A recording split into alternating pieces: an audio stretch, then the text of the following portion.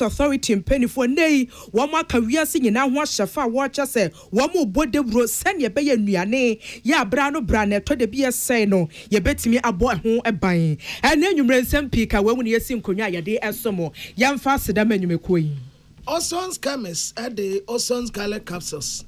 A boama immune system yahu de kutianya wenti. Yadi and to form da. MTN network ne swede Ghana fana baby abekobiano. MTN woho.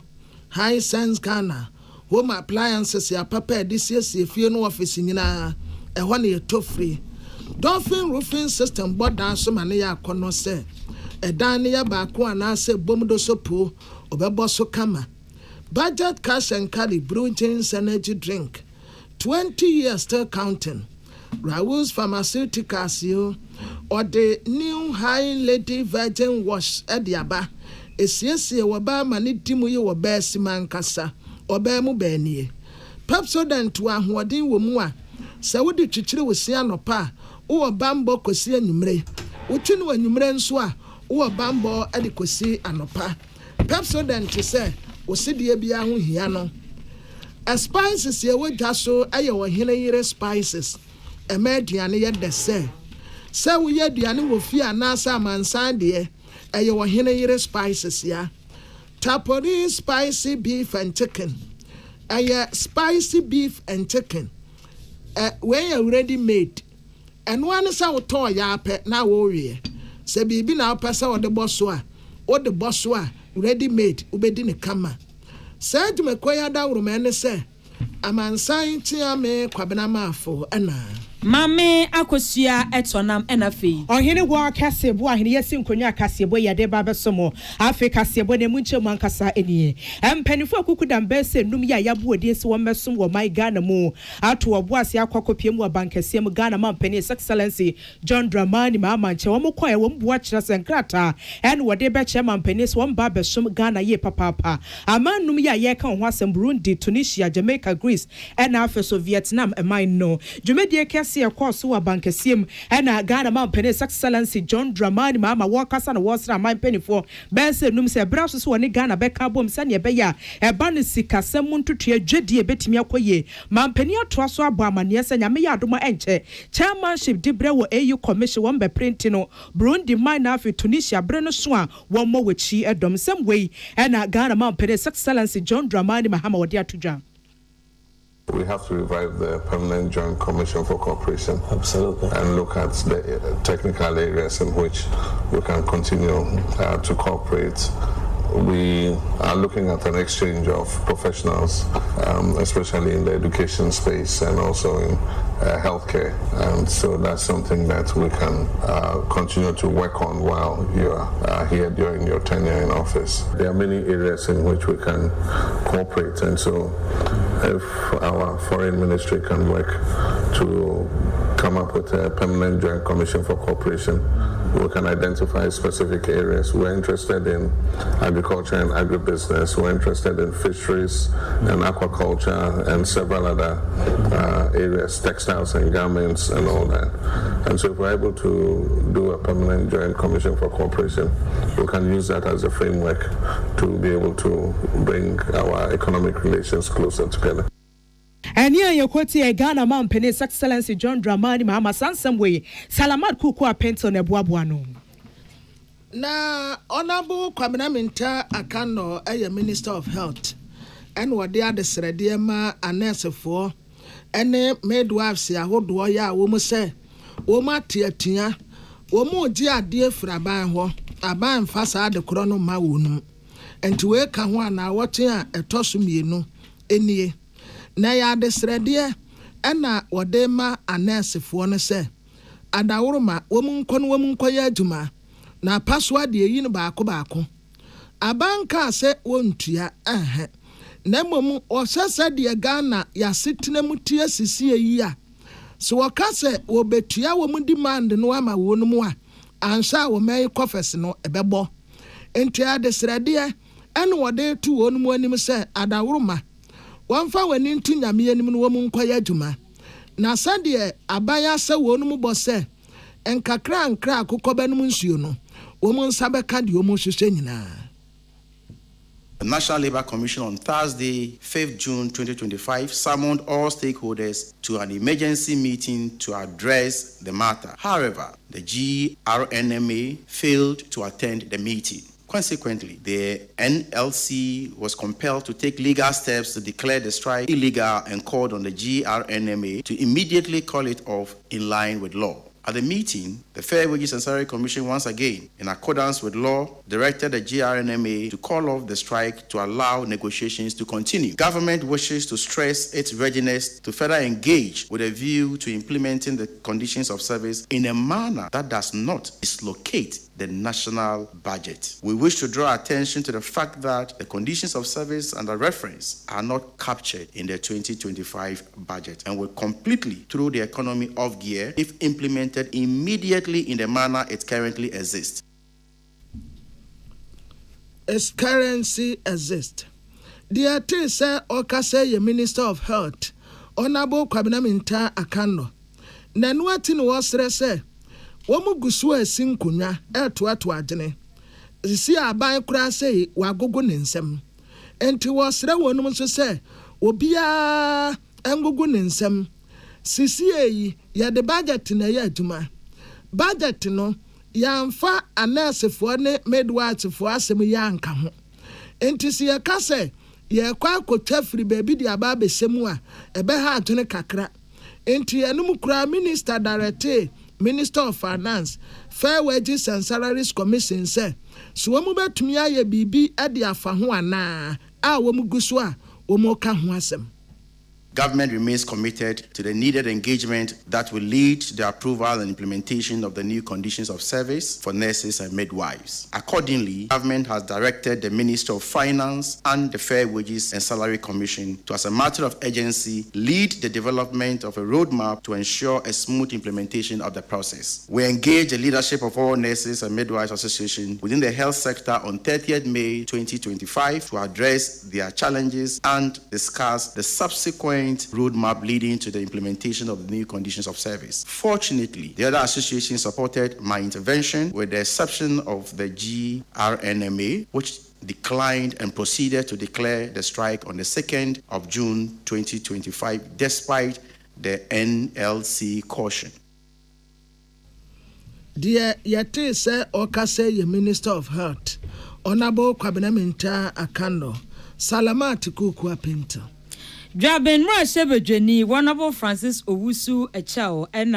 wade adisrede ato aban no animu any necessary womo strike mechire Ghana Registered Nurses and Midwife Association na womo eye chira ede ohaw ede aba papa pasane se ukopie mu ewa ya sabia hodoa ewo oman mu a akwakoye bibia ewo ho na no na wo se aban no any nurses nso omo kotena se na womo dinkita ho ahwe kwan a won befa so abo aban no any nurses no ho betimi ato mo a womo enwu omu nsem se de be ya yenhwe akra bebre ewo ma we mu na ne kasa ye mu na o se wontimi nkasa nurses edwuma womo eye wo ma we mu no eho enhyeda enhia eho hia papa womo ye adwumaden o hwe tu ho ache adwuma womo edi wo man no mu a edi pa se wo se yetimi bo ma baso na wo hwe nsem womo di atudwa no womo case pa se wo se aban no hwe eka ho asem ede ma womo na so ebra ye gwomu no ye nhwe se nipa nkwa na ede esenti aban hwe na wonye bibi emfamfa ho eno achi okacha aban no so se wo kwan bi na so obetimi aboa ma Ghana Registered and Midwife Association ho etimi aheha no no matimi akoyi adwuma no magye nipa ekra nkwa aban no so nhwe no wonye se de be ya ebetimi aboa ma apomden nsem etimi afa ntoma pafra ewo man we mu sisi ene de empanifo se asromi no ekwa ensensan ana se nwura no nebre ana ene ho no no nebre ye meka afa ho ne se de dikan ene se yenuanom nurse for no ye omo ka no ye gitum ye hu ne se sa na wo se ekọ no nenso so no sabre na omo ka asem no ye be se nka omo ntimi enko adwuma na omo ne aban enka ho asem se de aban peso ye no mpanifo se ba akofo nso enko aban nso no ye be se ne se ono nso omra fom na de ono mo ka no onhwe no ni so efri se na no de ni binti na amasa na ma we no ekoso ye besesa aban so na fom na ne bose na obehye omo no ana no ho ba obebo omo no entimi enye ade a ebeba mu ama omate ase enye se bia ye keka na eja ne honom saa ma ye ka se etimi ye ho adwuma mo omo a ochene bi no eduru saa brese na ka che nso omo ntwen a ombetimi atwen ama na etima ye adwuma na ebesra omo ase yenuanom ye maame nom ye ofasefo I conscious no you na etimi se bre abam obako ba bibire ho no ma nipa ni bi eni ho ye koso no ne se nurse fo ni uti adwuma ntimi nkoso Jabe mra shebedwani Honorable Francis Owusu Echao Amaneboy Emmanuel Akoli enafe William Gentu enedi free mra shebedwafie edebesomye Yeda so aginemu o my Ghana mra shebedwafie dom kuma na ekasa na worka kire Ghana ban se anese fo woni age a wosi a omate atua na kwaba ne se wobi ate atua kasade keke ofra mu a wato bu ase meya mom na emom nya abotre ye ne sa na emom ba ne se wo bayire wonsam de ne ye bebu mu de ma sansem we gina to dwa wo my Ghana mra shebedwafie minority ranking member wa bedweko ye osho my Ghana pomode wonsam so ye doctor Nana Ayiwe free ye one worker kire se si ane sei wakai pass May 2024 na Ghana ban ene a nurse fo ko sei wode wonsa kwahye ntiase apam ase santiase apam ne sei no na akwaba no se bibie ni aba na ye besi nkonya na afi we kanadwe we akire na dwe na ye nyina etimi esigina ye na wonim ne ntia besi na aba ne mfanye adwuma nti wone waso wosra aba ne papa se anesefo no wo hia om na akwaba ne se wo mudi nkoma a wone wo mu nkasa na anesefo ne ntiase hu hia se won betimi akopie mu adwuma se ne be ya Ghana fo ye mfiri mu na emum se wo de kwa akopie mu court dem ana se wo koye na manyosam de doctor say esipai.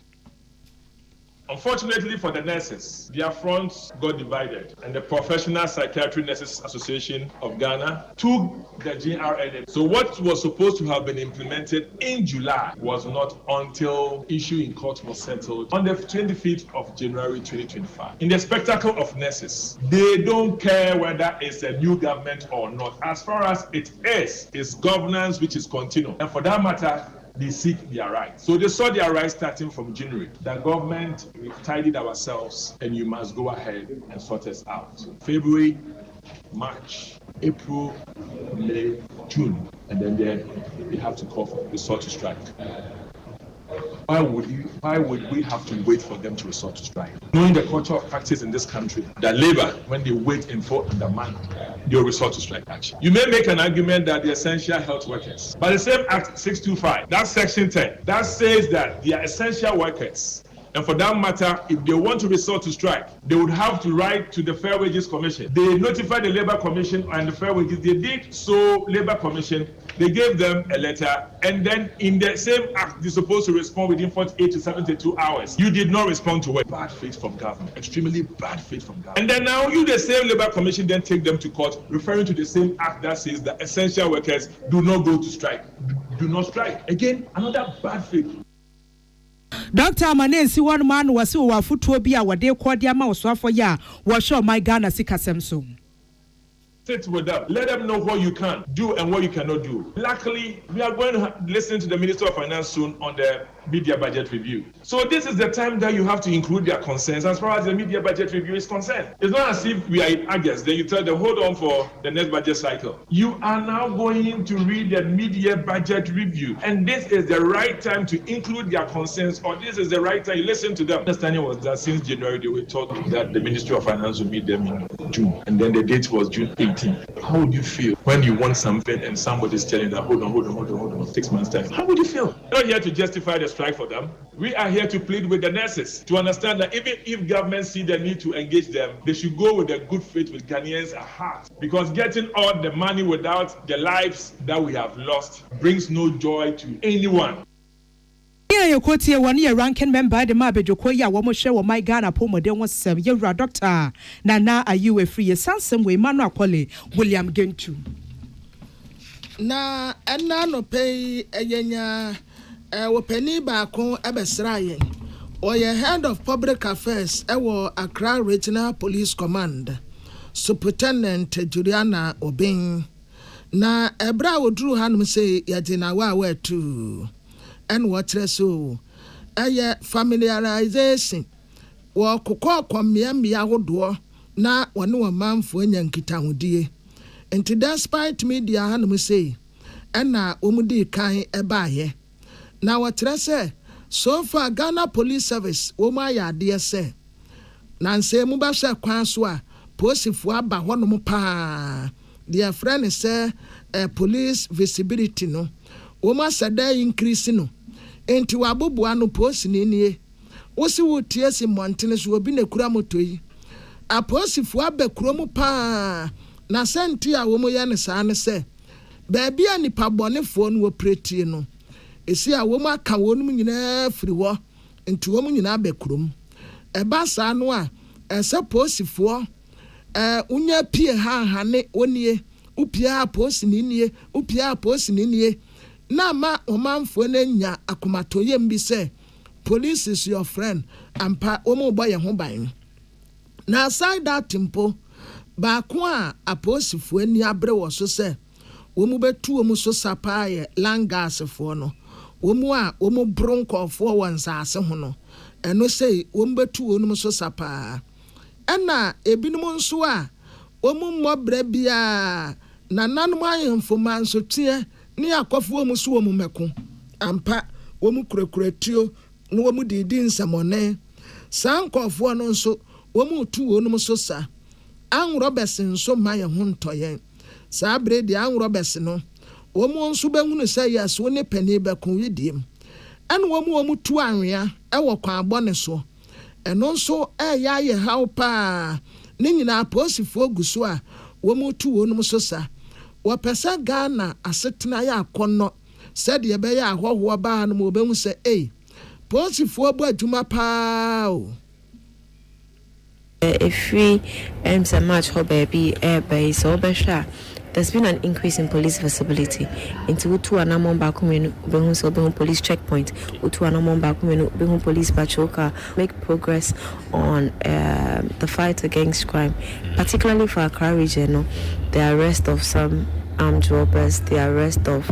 na me penny for a crowd. Your mama Matias and say for us in Accra, no, the fight is generally against crime. You can't crime, and then we are looking at land guard issues, we are looking at chieftaincy issues, we are looking at sand winning. We is at the focal areas are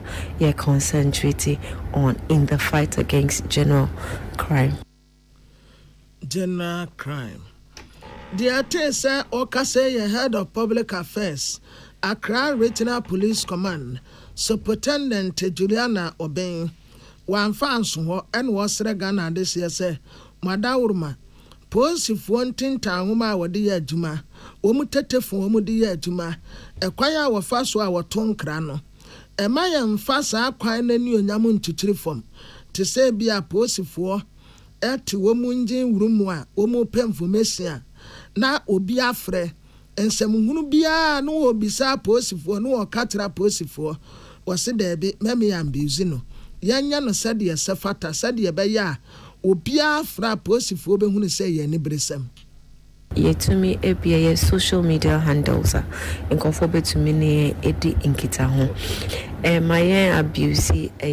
sa opportunity no. I have tried to respond to a few comments on our TikTok account, and the woman say I hear questions like Madam Wawari, Madam na.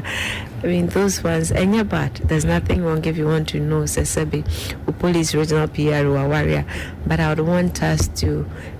be more direct, because the whole idea is for us to be able to engage with you better, be with you in the community, know exactly what is happening, so that we can give you immediate response. Then there's a need for us to also go digital, so we can engage on that level. And also Dear Yate say Okase Superintendent Juliana Obeng Afe obo despite media baso see ya dear pa se bano ye ne posifo nkita undi a soronko eba se posifo de information bi aba ye mo ho dawura ye mfa ndi agro posifo de bambon nsem bi aba betu dwa ye nkyerɛkyerɛ mu nkyerɛ omanfo despite media ye mfa ndi agro Attention Kitaudia, a that despite media, ne Ghana police if one temono, a yasron kokra. Peace FM, despite media group, Jumadia yana money dinner, and Pempina yana, and your money be so, and so your bomb punomoana, Modru, Befa Quenisona, Yatamas, and Yastres, a Yako enemy, Sempo BBC, Nasa and Siamosia, Mumma. Mumbai na mumisaya na yebesre and Koyane say you want to be first in breaking the news into no sabi sense me be ko nsisiswa na yakwa abontia kwakoka yebesre na Mumbai many Peace FM there to say sabi many entoma mifra na say de be bambo na ya gia to ye ho se bebo ban e wo ye o mai many teacher increment e betumi aye na aye ni. Head of Public Affairs, Accra Regional Police Command, Superintendent Juliana Obeng, Prince Bafo Asamoah. Omai fotosamfo abedi echire Honorable Thomas Nyako Ampem and awade adisrede ede ato Ghana Registered Nurses and Midwife Association awomo ewo omai Ghana womo ani abre pa womo eye kire se aban no hwe na womo niema bi wo ho a aban no hwe condition of service won hwe no nka ho asem emfa emma womo eno na wode to womo anim so womo srada womo enya ne womo ye bia no mo ne aban no entena se na nkita wudie bia wo se womo die bia no womo ni na sumdwe emra esane se wo hwe omai we mu apomdin ayade a ehu ehia papa esane se wototo apomdin asia na ese edi nipa nkwa ene ekọ esane mu a ene sa na wo se mprempren pa de ebra wo mo ne nurses no ehia ye no na wo mo ensem wo mo se aban ne hwe nka wo ma wo no na ewo se aban no edi sika 2 billion Ghana cedis edi to national compensation budget ne enso eno so yade a ebe ha oman ne sika se mprempren ya ye wo mi na also nurses ya wo mo ehia sasika yi wo mo eye 120,000 nurses and midwife wa wo mo ewo apomdi aso ya ye hwese sa aban no egitum se wo betua de a eye 2 billion wo se de ka national compensation budget no ho eno so de mprempren pa de e sikasam emu haw ebebre oman no. From the Ministry of Finance, we want to show our commitment to help in resolving this important issue because our nurses are very, very critical to healthcare delivery and we appreciate what they do. But the reality is that we have over 120,000 nurses and the implementation of the current condition of service that they are demanding will have serious consequences for the budget. In fact, if we fully implement it, we are going to add in excess of 2 billion cedis to the compensation budget. We have all committed that in our resolve to reset the economy of this country, we must maintain a 1.5% primary balance surplus every year in order to bring our debt levels to sustainable levels. And so it is important for us to manage expenditure. So we want to appeal to our revered nurses that we are willing to negotiate, to sit with them and the Ministry of Health to agree on a roadmap that will help us in Onipa Yatininke, Deputy Minister of Finance, Yera Thomas Nyako Ampem, Yenua Salamat Kukwa Pentel, and Edin Semi Ebrey. Kane President Hedema Ghana Registered Nurses and Midwives Association, Dr. Kwekua Sante Krobia, and was equally the condition of service womaka. Na sa manfo kana abino negotiation table na woman teson was a yentos. Nyentos aye ton wodwem na wo ma ba besrent so wo se no kura no condition of service no wo mo hwe nim se ni manim ya Ghana banfa ne hiasem na wonye emfa ma wo mom wo de sansem we nyina to dwa ene wie wo ye kase bopono so bra na wo ne ya akona ma edi nkomo no wo se nia wo mo hwehwe se condition of service enya ade bi aburo so a chese chiri bia se wo se we no fini yakoka ho asem na teso ene be ya yi we frim wo se ehu hia na wo mo hwehwe se ne beya wo mwankasa ya nurse fo woni agi awo no onso wo mapomoden won se wo mabrabo betimi edimu na ahye wo den ahye wo kutupanti nipa ne gina honom na wo hwe ya afo se ya nkobansa adwenju wo ne tirimu bam enti hwe a wo hwe okura na se wo be hwe won show bi akwadwesam side abi wo se wo mo mpenisa anti weni se no eye condition of service bi a wo mo nsaka beboa na timi amotivate wo mo wo dwumedie kese wo di asom Ghana fo.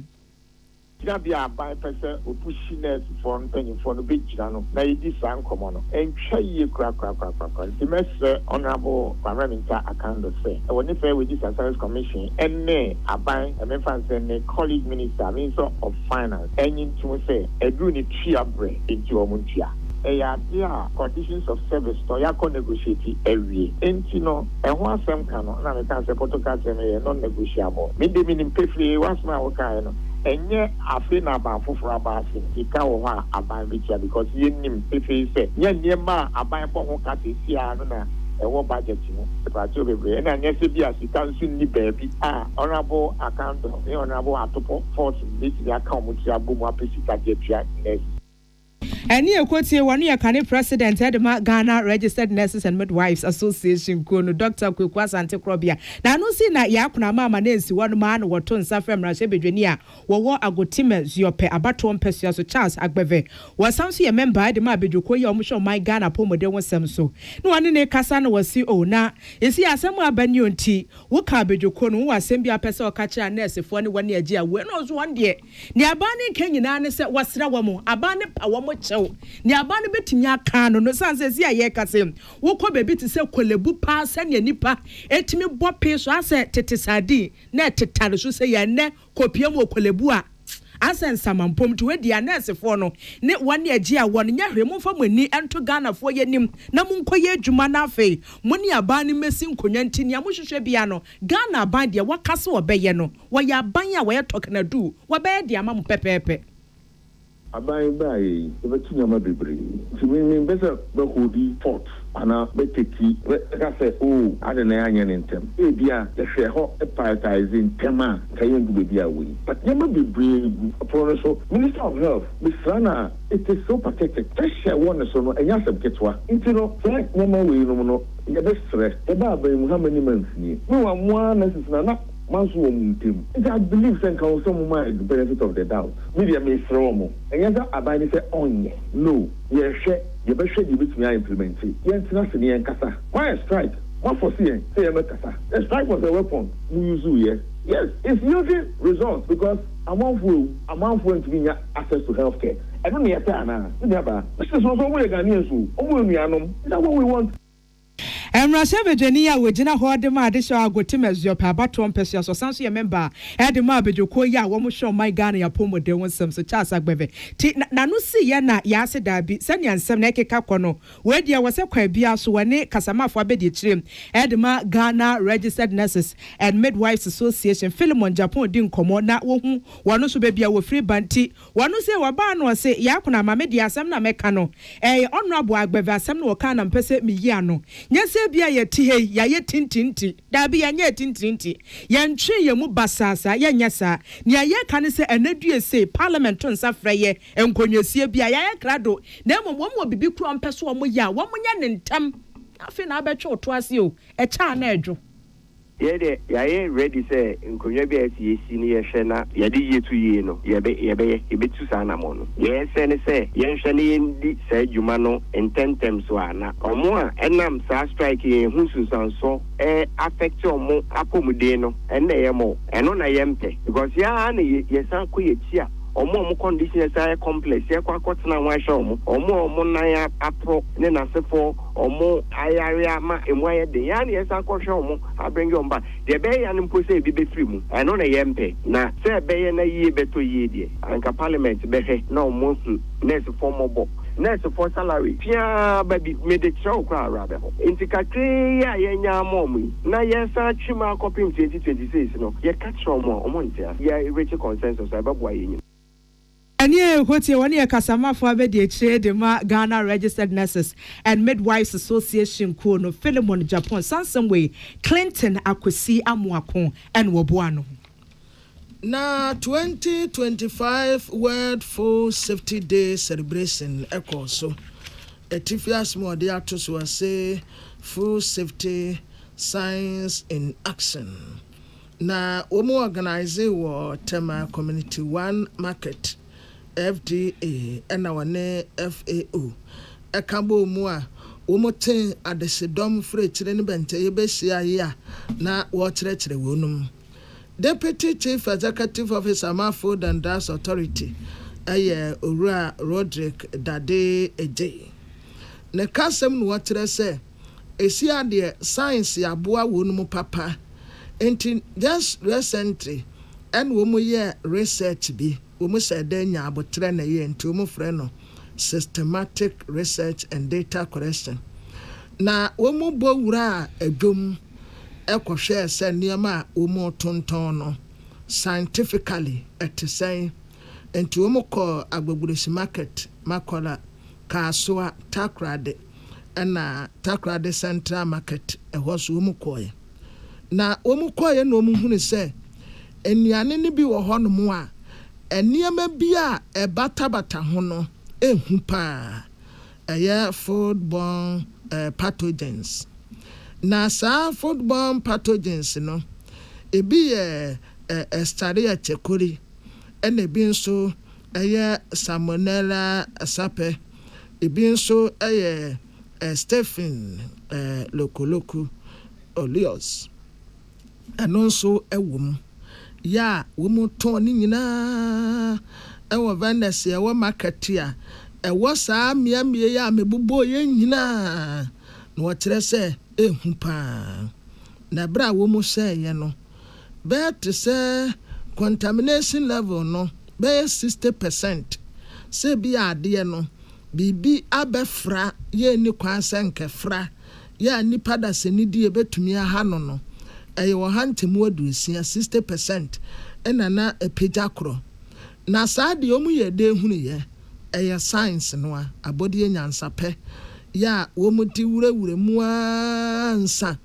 enya de a nipa da senidi na ho a wodi na ni kan betumi ehunu especially bit to say study at Checolino and say woo salmonella sapiens woo and stuff loco or so and no she say bad pa say odi we ni behuno but and abefo and science ya so and we discover nina. World Food Safety Day. The idea is 7th of June. Na ye shenen so. The woman say na team no obroni akaba food safety science in action. It's as the ye nyina no science and ye the ye adwuma. Science no they say wo the aduane eto ho then they say so they to ho. Science here ye mfa nya adwuma. Ewo sebe ye dwa so ne niam no. Eno na boy yetiminya ye aduane no kroche international yeshia no ye food and drug authority ye da FAO so mo boy say ye be hwesa di so mo anoma so yase na ye ni environmental health Akan collaboration dia ya say okasa ye oye deputy chief executive officer Food and Drugs Authority Ura Roderick Dade Eje na project coordinator Food and Agriculture Organization United Nations Madam Beata Nkrumah ono so de bi etoa so na wotre se akuafo no mo noba ya mudua no momfa fertilizer eye papa na emfenguso sade be ya emfa ohaw bia emannuane no afi mo nso amoton nuane wo montene so no mo make sure say mo be protect aduane no amoton no ade afri nyarewa ahodo bebre ho sade be ya nipa kura wo beto akofi akodie no o meto yade enko FAO ye ne SPO chire ejom ene momamoto nuane se be ya se eduane a ye di akoye mu no ho beti amagana fo nyina emfa yare emren bi wo ho a enwo no de sudi ene nti sa mre ye chire ye de ye ya se ye so mase ewo ye be ka se technical support to the FBA se be ya ye be chire na nuane a ye di nyina no e de ahoden ene be brain ne emfa yare emfa mre ene akuafo no eso ye adwuma ye chire wo se ye yusu enuro no enso se enuro na ye yusu no ne kwan so say the right quantities ni kwan say spray samre we se bia wo kote adekyin abekwa kote nti FAO ne Ministry of Food and Agriculture enso ewo nhyehyɛ a yɛ so abbreviate ne akuafoɔ no ehyia. The yete say Okase project coordinator Emma Food and Agriculture Organization, United Nations, Madam Biata Nkrumah. Presidential Initiatives in Agriculture and Agribusiness Director Dr. Peter Boama Otukono ena wose womu eni Fidico Poultry NFA Animal Feed Center ene CSIR Animal Research Institute akabomu hwese mabunu a womu ewo omawe mu womu de womu befa ntitie mu ewo kwan a womu befa so anye nkokɔ ene ayemwa ewo mawe mu na mabunu ya yede womu fa ntitie mu no mantam dun sian mu nyina wo mu ewo eho na wodwumadie no ase na Dr. Peter Boama Otukono ekasa no se wo hwe dwumadie ya pa ho entomo mo hwe se emabuna ewo Ghana ha se emu 20,000 de yede wo mu ebefa ntitie mu ewa yemwa enye emu ntitire nkokɔ ene wo mu aka no na wase ade no enchichemu mienu phase 1 ni phase 2 enti wase first phase no wo mu hwe nim se emabunu 10,000 ene wo mu de wo mu ebefa ntitie mu na de edi kan no afi we mu July bosome ena ebe hyase akopem December bosome ena wo mo de wo mo ebe fa santitie mu na eyentete ebe boa se de be mabunu a wose wonya adwuma nye no eto ebetimi atwa. President to just say any swadi hunu afi ni say yebetimi produce 4 million broilers under the poultry farm to the table. Ye de be ma commercial farmers omo be grow sa mwe na kokon ketenkete de na so sa no ye ma 55,000 households sa nkokɔ no but wo mo nkokɔ no na wa mo capacity wo mo de be hwe nkokɔ no anka ho a na je say wa anye hwe because nkokɔ no be eti no sa initiative no na my office presidential initiatives in agri and agribusiness. Here say ye Animal Research Institute ene Fidico eka boom na yetimi atete mabunu no ene mba dodo na wo mo pese wo mo edi wo mo hoje enkokoye mu ne emo aye mu no se de be ya wo mo hyase na wo nya kakra po na wo de ka ho wo sika de ka ho na wo hyase enkohye na enuachi no Fidico Poultry and Animal Feed Center Group Executive Chairman Chief Nathaniel Ebo Nsako enso ekasa echiremu sede wombesi ede emabunu afantitiye no emu dodo na otese poultry a otese ne nyonko ye ya wenye sika nti no nimdika no so koye bi nyame adom His Excellency so de nano abi no mu se opeso oye nkokon ketekete ya som twetwe a developmental agenda and was set. We in political jargon. A developmental agenda and I was set. At Fidico, you believe who says our developmental agenda. No, I was see a pushy man cut down to the grassroots level. Tintetia when they cut down to the district level and making sure the district be a district assembly be an inbedins also. I should say a mebuna was a particular jurisdiction. Omuna become boom adipute aba. I'm young almost antitiano. Intino, Yentina Kraha and Kukumasi and Kosuyan Koye, just regional capitals as baby. And what you know, CSIR Animal Research Institute Acting Deputy Director Dr. Doris Ya Osenso Ekasai say, Womo Asueno Ayakrado pass a bansh share wadi abano, Womo ebetai abanu echi normally a mabunu afa entity imu. Abaye dimu ebeko a long way na abua farmers because apart from say your research no yes you training crofo in poultry and livestock production into say aban ede sade ya dwumedie ya bay ya de aye training ne dada into say sia na oba be so yemu na ya ye no kese no ebe boa because there's a lot of unemployed youth we mention agree can I say animal rearing and bibi ana youth no na omubu na abonfia but see na ye ba be somu efidiko for ebe boa yen ne aban no ebe boa yen na ya somu na ebe ko na na enuachi no young poultry farmer and animal consultant Yewra Mr. Yao Abebio wono di adodo na di nimu no gentle farmer enso omobo ni din se wono anoye ambassador e wodwumadie nimu ono so ni Peace News ekasa sei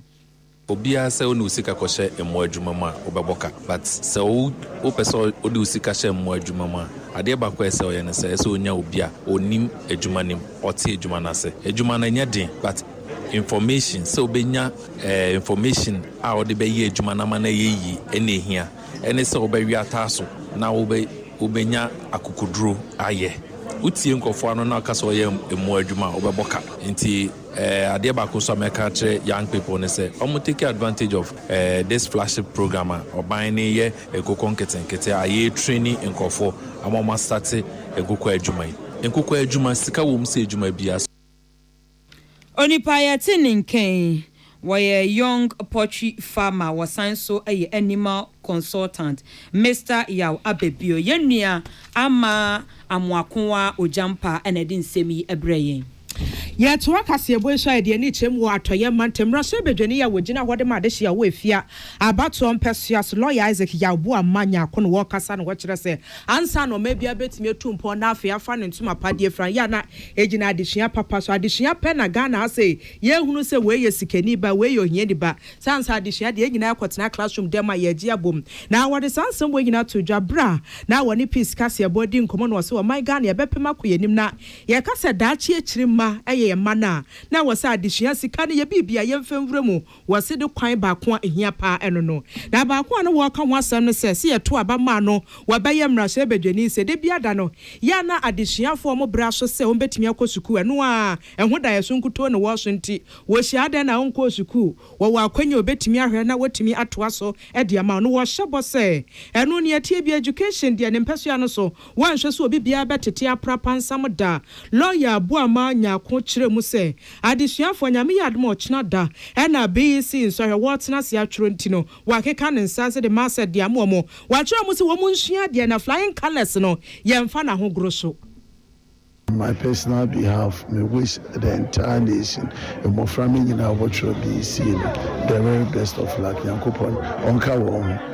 Additionally, the bedrock of Oman and Cheche. Abufra bibia butu nya ne hona wenyi na wabeye ni papa na addition asem so ohia enti no as a member of parliament me this menu do there yebeka addition ma wa akosu passing bibia ya fefi so that any more from an otumbo suazi ye ma on opportunities ye ma on support ye motivate wana obotumbo twa asem wo sa wana example wana adwe obanda ma obema won so wetumbo dreams one aspirations na so wetumbo no abuama omane so wetumbo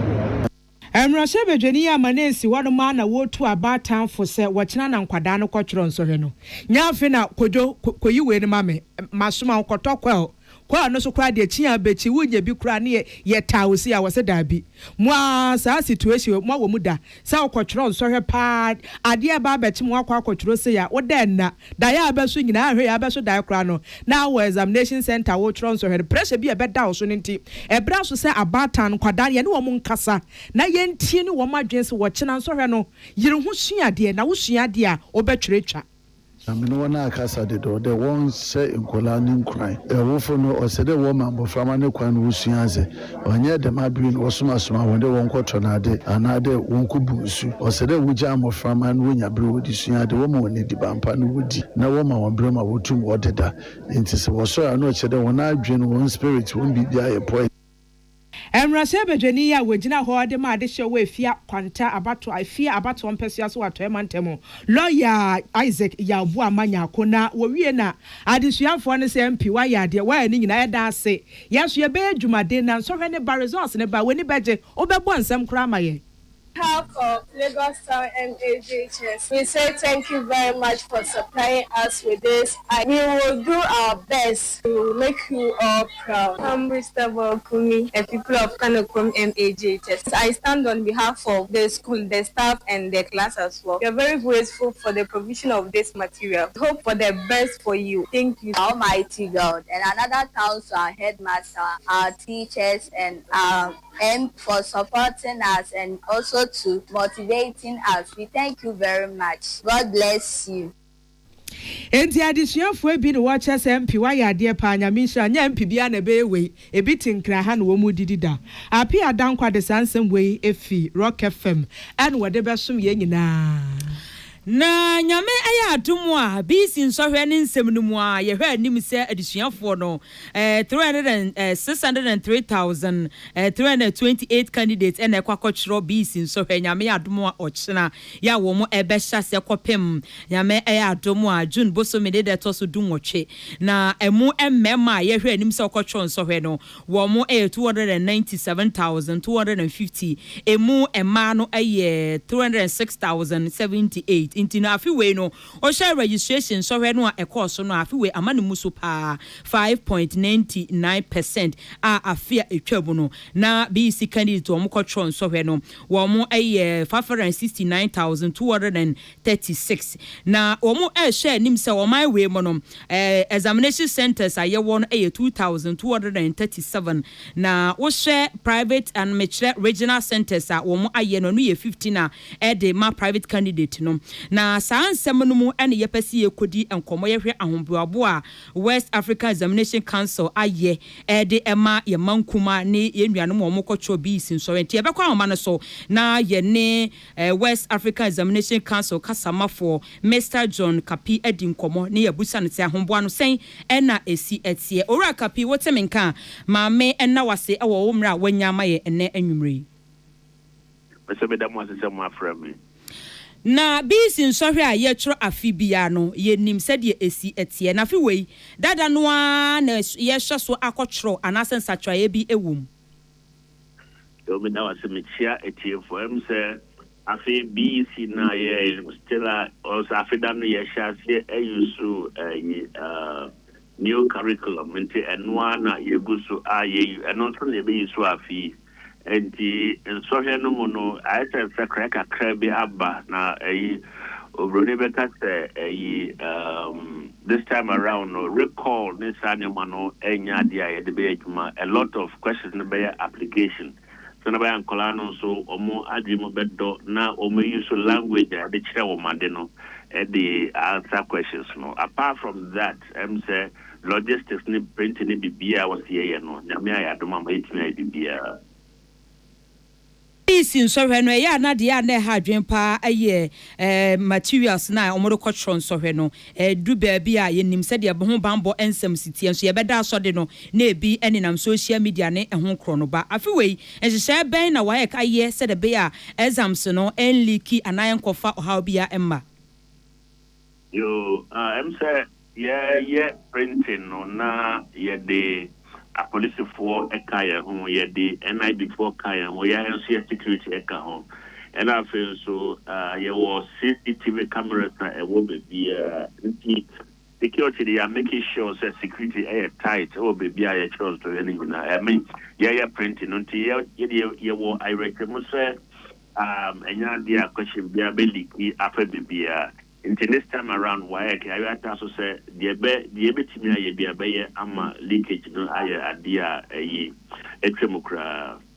na yenhwe kwan ben so na why befa so ache examination papers in their core schools ahodo a omo etron so hwe no yo say for now no yen office at the question person could do the FN examination depot do what district be able to corner district back on be to another 3 na wo in the examination deposit nyina no obia enya ne materials a omo de betro examination no na send be ya question person be fit depot across centers no every district via our vehicle district education officer who are assembly for do our minister of health everyone so other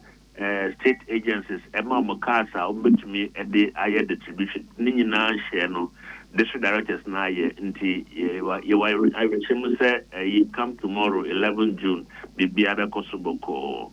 na yenhwe ya na nsɔhwɛ no ye ne ewo kro nkituo no mu no wobɛhu sɛ na omo kro akasie no mu ahyase ye mo ye wa akirichi no wobɛhu sɛ yete wo time aso na so na papers ni nya medru ye cars ye a wo se wo mode ebekɔ examination centers no wo mo betu ɛwɔ mre bɛn ɛna be kodu sɛ de be a ɛnkɔ eti de bi mu ahyase na ebi mu ɛtwɛn paper ni medru ye na ho nsɛm akwakoye yi afewei mo ye san toto ye ɛde agu akwa mu ana yeah, we shall be on centers na actual examinations womuno ekosro. Ye be new examination depots. Ye nya be 19 be eka ho. Until this time around, at least ye basing a beya ye betimi abemben examination center. So now sometimes na problems no a bia acquire no sometimes some of our questions normally you distribute questions about 45 minutes of time. Then a beya obia betimi etukwana wakwa kodu na omo action soreno. Inti yene district directors akasa sena beya distance bia not ombe inclusive number of vehicles. Then a beya ometumi edu hontem na nkolano anko trust sabi some past questions be. Yenhwe se obi eyechi obi se wono ode apo obi ahye ne ho a asotwe bi wo ho ana se nhyehyɛ foforo ben na mudi agu akwamu ebehwe akasa nsɛm no. Yo say ebia obi de apo ehye ne ho examination hall and star particular paper now or trono and we betwem onya results for that particular paper. Afei so obia okra mobile phone bia no entire results we betwem obi so a bia watro e won 9 so na atade ehye no boys name particular bia no we be ne pattern no atro inside to shirt na wo hwe so or the one will be pattern no and shirt in the inside and also etiamra ye eba sa ye betumi etwa paper no afei so yenuanum ma no sebe omotro omsre ho obi so I be an uniform no or inner layer of the same color just like the uniform. Now what church on your gusunti or example to me maso so I was an Italian so that you will go not no or copy into when you know a branch depending on the type of offense no nina who associate our home. Fuwa yenim se amofra wo mo etro bees nso hwe mo do so pa mo vigilators nim o examiners mo giri se wo betimi aso mofra yi so ana. Yo, this time around, a year, April, May, year, some stakeholder engagement across the country. Any education authorities, Kasai, not for Kasai, any charge for Kasai, and our friends, so district directors, Kasai, and Tiama, Umatia says this time around, no do na embom homebody in tea, Omoma, a orientation, no any deep, Senebeya, Omoko, Mehu, Adia, a wasa, Womoye. I feel so there was standby regulators said we cannot over homebody to make you feel na get the for abeshawa name until when you say you feel regulators will be me abo homebody na so na kosuboko Ebeda wase ewo akwanya wanya ene ye ne yetiefu atwetwe enkomo na West African Examination Council PRO Yera John Kapi nene ena yetiye na a lawyer for ya womu tutadiate Professor Christopher Meyekumfi ena Solomo Asamoah Sky train ya asamono womu ko high court wa womu ko strength so na Professor Christopher Meyekumfi ya grante no bail ya 10 million Ghana cedis ya two sureties eka ho na sa two sureties no ese womunya landed property ewo Greater Accra region ha afi ne traveling document nyina nso odebekwa akoma court registry no afi obesa report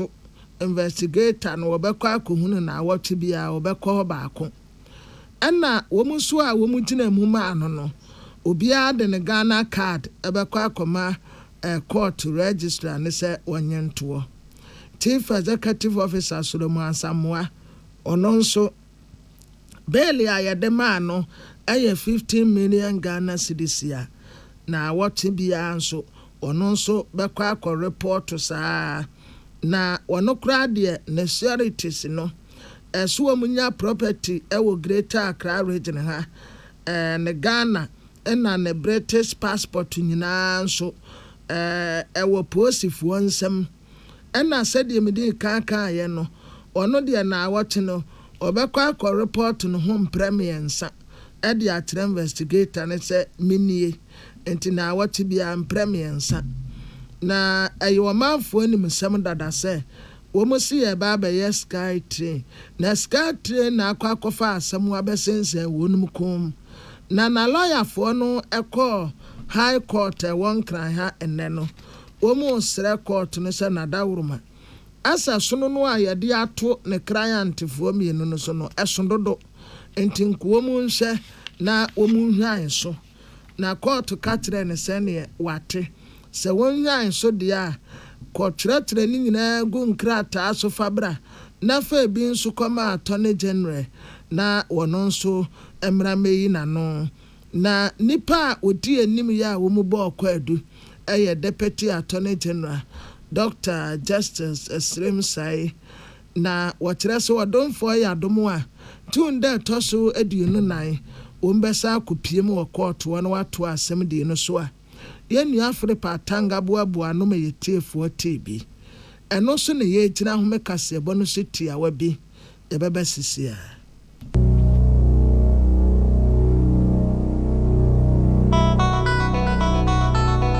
Happy Delight Fruit Juice. Swachilala, chichi soso. Afrana pa. Epe pashu breakfast and was in woman. Joe Happy Delight Fruit Juice against wood toast, cereal, and even them cool. And we a bread and fifi. Most fridge man. Happy Delight Fruit Juice. One of what? And you be happy to relax anyway. When you're let's say what a chamado. Happy Delight Fruit Juice. Offer a baby, I bring you all day long on fruit juice. I'm Happy Delight. One different flavors, different size. You number 1 liter. Number from 150 and 250 ml. A baby healthy life shows on your supermarket. Happy Delight Fruit Juice. Loaded with taste. What be some plumber? A damn pipe no de boy dumano. Kind of say DPS pipe nkwan on fam mo aduma bribia o. Esan GD amenya wo DPS pipe munti. Me mfen ya grograo. Enti fre 0543 662 727. Pomechina kwan was Spintex Road. Coca-Cola chiriwa. DPS pipe. GD ashenso die. DPS pipe. Pipe nyina hene. Tune it in, turn it up, Peace FM, and rip off the knob. Yama etiefu akwa abakasebo no asi. Amansan tia me kwabena mafo ana. Ohene wa kasebo ahene na afei. Mame akosua etonam. Osons Chemist at the Osons Garlic Capsules aba. Immune system benya